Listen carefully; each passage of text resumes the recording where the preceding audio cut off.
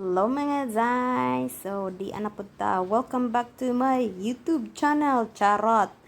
So, for today's video, it's February 14. So, syempre, mag-date-date ko numi sa akong jowa. Ayan. So, we decided to go to Ormoc for today for having our lunch. So, at the same time, mupalit ta og tambal mga langga, no?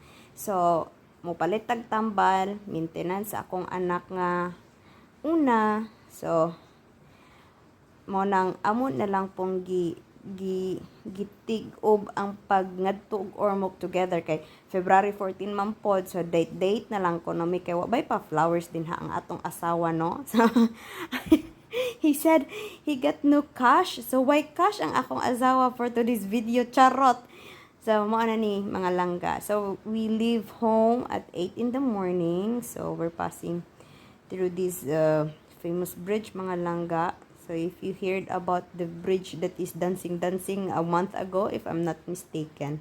So mo na ni siya karon. So may natay ka nang atong naagihan, no, na ongoing construction na din hang gamay nga bridge before mo adto sa pinakadako nga bridge. So yes, you will see a huge pile of huge trucks na nagbring og mga kuano, mga commodities para sa amo ang probinsya. So, you see, this is the bridge. Nga, nakangana siya ron. It's one way. And I'm trying to capture that barge. Kadto nga barge nga muda sa kanan kuan mga dagko nga trucks ba. Ang katong dili pwede mulabang sa amo ang bridge kay nasayod na mo. So I'm not so sure if it's already ongoing, the rehabilitation, pero one way na lang yun siya, guys. Passable siya sa mga light vehicles, of course. Dili lang yun ang mga dagko nga trucks nga magdala og mga commodities, no, like this ones as you see, mga dagko na dyan sila. So heavier. So, wala may siya laing problema aside to that. Ang bring lang yun sa commodities, no? So, diskartihay na lang ita in a Filipino way. So, some of them would have to, like this, magkuan sila. They will bring a smaller truck to bring the commodities to Naval, for example. So, magbalik-balik lang sila kuha din ha, mga langga. But then, some of them, they're using the barge to cross. Because, it cost money also. So, as far as what I saw, how much is the tariff for the big trucks is expensive gid mga langga. So, dili pud ta makabasol sa uban, no, kay syempre mo mahal gid pud ang commodities, even though the government in Biliran saying that they will ask the DTI to freeze the prices kay dili man pud nato sala, no. So mo na di ni guys, ming abot na tag Ormoc. So we're walking on this one. Actually wala mi kasabot nga na concert nga mahitabo din hino. Nalang dyan ni siya sa likod sa kanang ilahang area sa venue. So wa ko kasabot nga naaday manganha day sila Monterde, TJ Monterde. Sus Ginoo ko, wa jud ta nasayod, no, mga langga. Wa jud tay nose. Dinha lang ko kakita nga may pass by mi nga nay tarpaulin dito nakabota nga may libreng nga concert nga sila ang guest, sila ang singers. So some of them, of course, they're trying to celebrate with them. Of course, I saw some post that it's coming from Biliran going to Ormoc just to be with them, of course. So kanya-kanya silang mag-date dito, no, sa kaninga kuana nga gipahigayon sa taga Ormoc. So yes, so naana, as you see, nakita na ninyo na nanata sa restaurant mga design kay ting paniod to na gyud meaning abot kay usa mimingan ha ning hapit asa mi sa downtown to buy the meds kay mo gyud to siya pinaka-importante, no.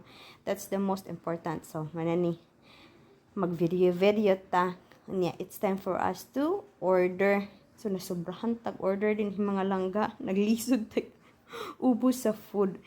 So as usual, bisag we're having a doubt, or I'm having a doubt sa atong orderon kay actually I wanted to have again their Italian grilled sausage, but apparently it's not available anymore. So they remove it from their menu.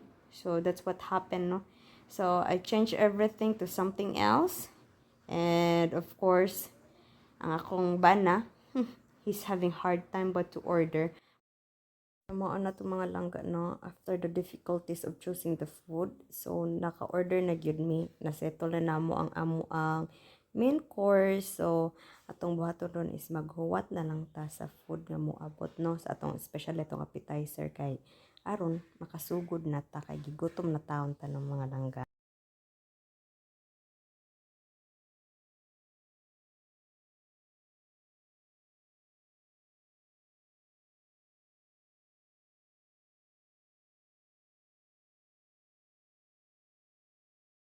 Mao na ni siya mga langga no naghuwat na ta sa atong order nga moabot sa dili gyud kadugayon. So while waiting so hangad-hangad lang asa taron. Oh. So mo na ni ninana atong order. So nagchucho na tanon sugod na tagkaon sa atong appetizer mga langga. So as usual ang among beloved appetizer is ang Italian spice hummus. Unya ang akong bana is nag-order siya og croquette na siguro na croquette nya napa na siya usa. There's another one nga kalimot ko sa pangan oy. And then for me, of course, aside sa amo ang gi-order nga hummus, naa pa pud mi, naa koy kanang tacos. So, muna akong gikuan as appetizer kaning gitawag nila nga kuan sisig tacos. So, nana siya shrimp sa igbaw mga langga. So, it's tasty. Ang taco din ha is dili actually siya na disappoint no kay sige tag order ni ani it's kuan man good murag chewy na ang iyang taco ba dili siya crunchy although on the other side no kay kung katong crunchy gani siya nga kuan kay nipis ra kaayo siya mga hulog yun siya dili siya makahold so this one even though it's not crunchy mahold niya gamay gyud ang kanang unsa ang sod no. So, wa nato ni naubos mga langga ato pa ni siyang na take out kaning panahon na kay nabusog gyud ko kay at this time wa mi kailog sa amo ang hummus kay mostly family gyud may mga na no. So we're bringing the kids and my cousin of course and then of course ang kids di man mukaon sa amo ang appetizers. So kami lang mga adults. So this time kami lang duha nga adults so medyo dako-dako ang lang serving sa appetizer mga langga. So naglisod gyud ta nabusog tag kuan sa only the appetizer. So and then ang akong bana din ha pati pud siya kay nag-order siya another one na kuan appetizer. Naglisod po siya og ubos iyang appetizer. Pero bisan pag naglisod iya man gihapon amo nang gipang take out kay sayang no mga langga. So katong ako ipakita mo to siya another appetizer kanang kuan siya Italian style nga chicken bitaw Italian if I'm not wrong kanang na siya kanang kamatis sa igbaw basta the kamatis itself I like it kay barbecue ang iyang kuan ba iyang taste so tastes like barbecue on the top but I'm not so fond of cheese. So, may cheese siya sa igbaw, parmesan cheese. So, mo lang gid na akong gidili ano, the taste itself ang sa cheese kay medyo daghan gid og cheese. So, maglisod tag tulon, charot. Bisan pagiganahan ka sa taste, pero matlasahan gid ako guys ang cheese no. So, mo nang yan ang dagway na nagmaot jud. Nagmaoy yun ang dagway guys. Kay wa gyud ko ming angay nga gihagad pa ko sa kumbana. You want some more?